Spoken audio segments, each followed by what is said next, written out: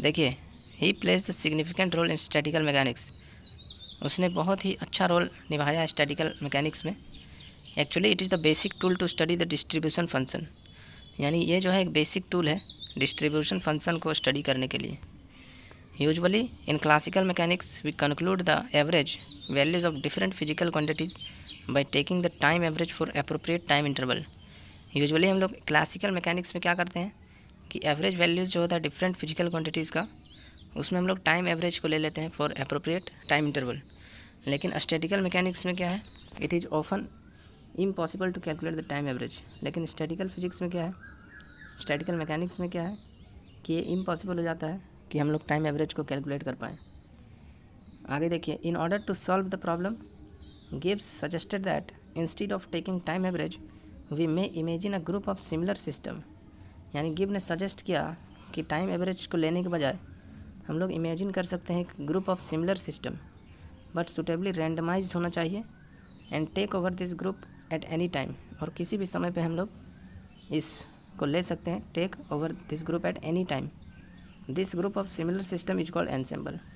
और ये जो ग्रुप हम लोग लेने की बात कर रहे हैं, इसी को एनसेम्बल कहा गया है। देखिए अगला पेज है। Thus, in general, we conclude that a number of particles constitutes a system and a number of such systems constitutes the ensemble।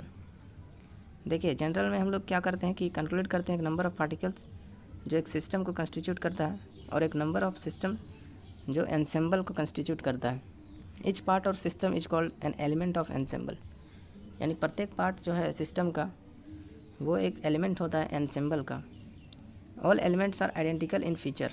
जितने भी एलिमेंट्स हैं वो सब अलग होते हैं, आइडेंटिकल होते हैं। For example volume, energy, etc, but they differ in their state. Volume ले लें, एनर्जी ले लें, लेकिन ये स्टेट में डिफ़र होते हैं, अलग होते हैं। That is coordinate and momenta. अब देखिए हम लोग इसका टाइप्स के बारे में पढ़ने वाले हैं। तो आइए हम लोग इसका टाइप्स देखते हैं। ये वीडियो ज़्यादा लंबा नहीं होगा क्योंकि ज़्यादा इसमें पढ़ना नहीं है। एनसेम्बल एक काफ़ी छोटा टॉपिक है, आप एक दिन में कवर कर सकते हैं। तो ज़्यादा से ज़्यादा ये वीडियो 6 मिनट तक का हो सकता है, उससे ज़्यादा नहीं। देखिए इसमें 3 टाइप्स होते हैं इसके। पहला क्या है, माइक्रो कैनोनिकल एनसेम्बल। दूसरा क्या है, canonical ensemble.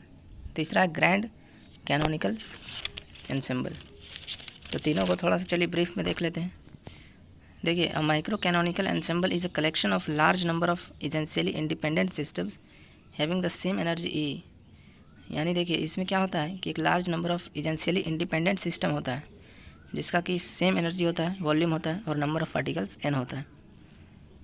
The individual system of microcanonical ensemble are separated by rigid, impermeable and well insulated walls. तो देखिए यहाँ पे ई भी एन मतलब वही है, एनर्जी, वॉल्यूम और पार्टिकल्स जो है एन, वही यहाँ पे डिस्क्राइब किया गया है। देखिए दूसरा कैनोनिकल एनसेम्बल, ये जो है कलेक्शन है large number of essentially independent systems का जिसका कि सेम टेम्परेचर होता है, वॉल्यूम होता है और सेम नंबर ऑफ पार्टिकल्स होता है।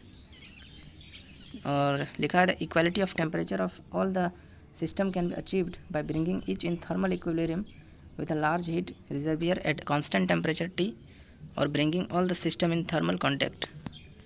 The individual systems of a canonical ensemble are separated by rigid, impermeable but conducting walls as shown in the figure।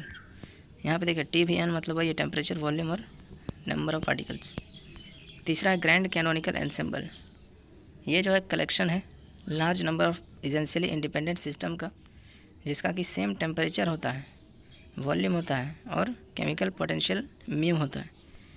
The individual system of a grand canonical ensemble are separated by rigid, permeable and conducting walls. The separating walls are conducting and permeable. The exchange of heat energy as well as that of particles between the systems takes place in such a way that all the systems arrive at common temperature T and chemical potential mu। तो देखिए यहाँ पे T भी और mu है। तो चलिए यहीं पे ख़त्म होता है एनसेम्बल का टॉपिक। अगले हम लोग कुछ दूसरा टॉपिक लेके आएंगे। बने रहें इस चैनल पे, तब तक के लिए थैंक यू।